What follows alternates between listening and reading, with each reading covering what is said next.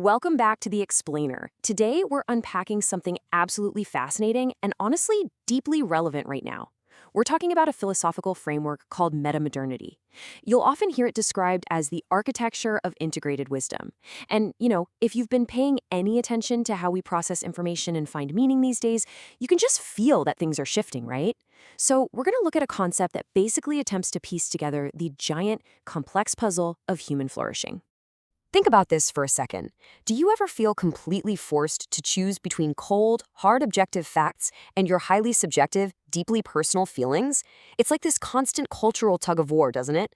I mean, on one side, we have raw data, on the other, raw emotion. And honestly, it can be totally overwhelming trying to navigate a world that constantly demands you pick a side. Okay, let's dive into this. Historically, we've kind of bounced between two major eras of thought. First, we had modern rationality. That's the era that brought us science, objective truth, and this overarching idea that literally everything can be quantified and solved. But then came the postmodern critique, which rightly pointed out that, well, our reality is actually deeply subjective, heavily fragmented, and that these so-called universal truths often marginalize real, personal experiences. And the tension between these two totally different viewpoints, that has pretty much defined our cultural climate for decades.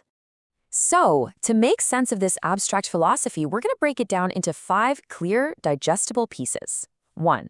Beyond skepticism and fragmentation. 2. Defining integrated wisdom. 3. The 3 core pillars. 4. Metamodernity in daily life. And 5. A holistic human vision. Part 1. Beyond skepticism and fragmentation. This first part really gets to the heart of the crisis of division so many of us are facing today. Because, let's face it, our current cultural climate is fraught with deep skepticism. Postmodernism actually did a really great job of deconstructing outdated power structures and making us question everything. But it kind of left us a bit fragmented, a little disconnected. Well, metamodernism is the response to that. It proposes moving beyond all that skepticism through conscious integration.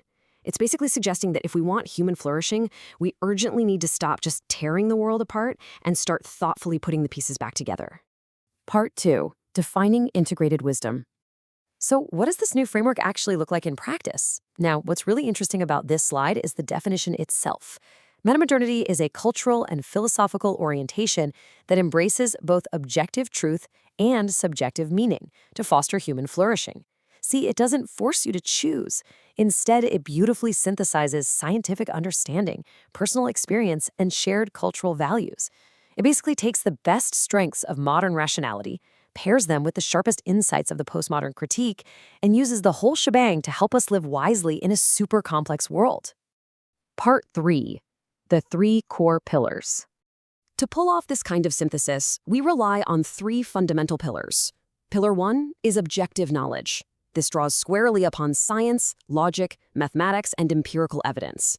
It's how we understand the physical world around us, plain and simple. This pillar values truth, reason, and critical inquiry as the ultimate bedrock foundations of reliable knowledge. Because at the end of the day, you simply cannot build a functioning worldview without a rock-solid foundation of facts. But as we know, objective facts alone don't tell the whole human story, right? Let's move to and see how this builds with Pillar 2, subjective experience. This pillar honors our inner life, our feelings, our intuition, our quiet reflections, and our contemplative awareness. It fully recognizes that your lived experience is an absolutely essential dimension of human understanding, and it's one that cannot and frankly shouldn't be reduced to just a set of cold, objective facts. Your inner life matters just as much as the data. And then we get to Pillar 3, shared meaning. This is where culture, community, ethics, and dialogue really come into play. It's how we create common purpose. Because meaning isn't just something you find sitting all alone in a lab or isolated in your own thoughts. It emerges through relationships, through empathy, cooperation, and actively participating in shared human practices. Think of it as the glue that connects the objective world and your subjective self directly to the people around you. Part 4. Metamodernity and daily life. And this brilliantly illustrates how this actually applies when you're just going about your morning. It boils right down to 3 actionable ways of living: embracing multiplicity, balancing truths, and healing fragmentation. Let's actually look at these daily practices in action. First up, embracing multiplicity. This means accepting that reality can be understood from multiple, totally valid perspectives without forcing them into a single, rigid, absolute framework. Second is balancing truths. This is the active, deliberate integration of empirical facts with your personal meaning and your social values. It's what allows reason and emotion to finally complement each other rather than constantly fighting. And third, healing fragmentation. This is the step that reconnects science with spirituality, individuality with community, and raw knowledge with actual, lived wisdom. So think about your own routine for a second. How much more wisely could you navigate your day if you stopped treating reason and emotion as enemies and started integrating them practically like this? Part 5. A holistic human vision. So the crucial point is that metamodernity does not reject modernity or postmodernity. Actually, scratch that. It's more like it seeks to synthesize their enduring insights into a much more holistic vision of human life. It is not about just throwing away the past. It's about ensuring that objective knowledge, subjective experience, and shared meaning are held together in this creative, dynamic balance. We need the scientific method for sure, but we need it just as much as we need empathy, ethics, and community. Which leaves us with this final, lingering thought for you to carry forward today. How will you synthesize knowledge, experience, and meaning in your own complex world?